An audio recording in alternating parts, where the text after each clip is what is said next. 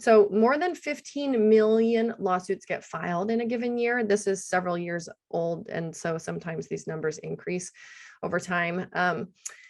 That's a lot. I'm really good at math. I've always been a numbers person, and still 15 million lawsuits within the United States is a lot.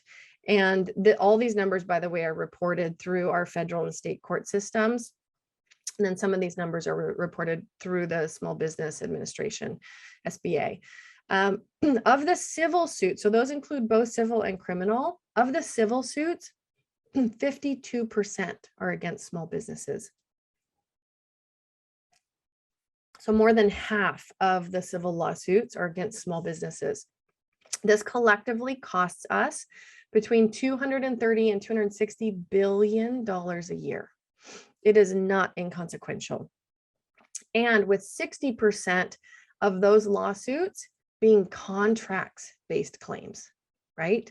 Failure to deliver a thing, misunderstanding of what the scenario was, not a good or adequate contract in place to begin with, any number of reasons why they're based in contracts. But 60% of those lawsuits against small businesses are contracts-based claims. 60% of all businesses, large and small, face at least one significant legal event once every 2 years. If you get sued as a small business, on average, it takes 8.7 months to resolve that scenario if you don't go to trial, if you don't go all the way through litigation. And if you do, it takes on average 20.6 months, 21.6 months to resolve, right? So almost 2 years dealing with a frustrating scenario. Type yes if you've ever had a difficult client. And let's be clear, having a difficult client is usually just a product of being in business for any amount of time. I tell people business is a statistical model, right? The more business you do, the better you are at your business, the more clients you reach, the more likely you are to have somebody difficult cross your path. Yeah, lots of yeses. That's right. So you guys are doing great work in the world. If you're getting difficult clients, it means you've got some numbers going. Sorry, I've got a little frog in my throat. So I've done work for clients that have reached out to me after like losing sleep for several months, right? Difficult client scenarios. Would you agree that they're stressful, right? That they take energy out of your business and out of your life trying to deal with how to sometimes get an unreasonable person out of your program or out of your client services, or refunding a payment or whatever it might be. But they're not good for business, and they're generally not good for our emotional health or the way that we feel about our business. And so imagine being tangled in 9 months or 22 months of a fight, and this can happen. And unfortunately, in the world of litigation is driven by the most unreasonable party. That's usually not the small business owner. Small business owners are highly incentivized to be reasonable, to be effective, to be efficient. And so it's just a really tough landscape to be in if you get caught up in something. On average, a litigation event is going to cost a small business between $3,000 and $150,000 per event, with more than 90% of them costing greater than $10,000 to make go away.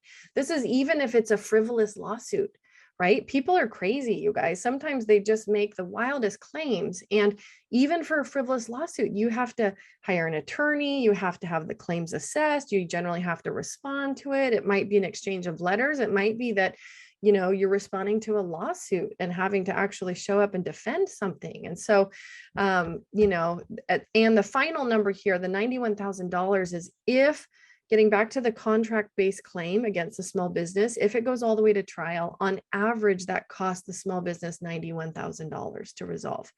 So, my question, just from a statistical perspective, looking at these numbers is, could you afford a $91,000 hit to your business this year or next year?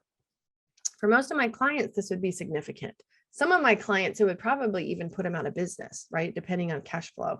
So these numbers, right? Melissa says, nope, no way, right? None of us want this, right? No year so far, great. So the reality, though, is that unfortunately, the litigation landscape in the US is quite a bit different than other countries. And we just have to be aware that being in these waters does make us subject to the environment. And, we have to just be aware that that's what we're in. Like I mentioned, the cost of litigation is always driven by the most unreasonable party. The first 10 years of my career, I litigated. And so I helped clients through this process all the time. And it was super educational, but so unfortunate for so many clients, even clients that initially started out being like, okay, based on principle, we're going to have this fight. And, by the end of it, you're worn out. It's economic warfare. It's emotional warfare. It's really an exhausting process that people generally don't understand until they've gone through it. So I try as much as possible to educate in advance, but it's a tough thing to do because sometimes we just have to learn by walking through the fire.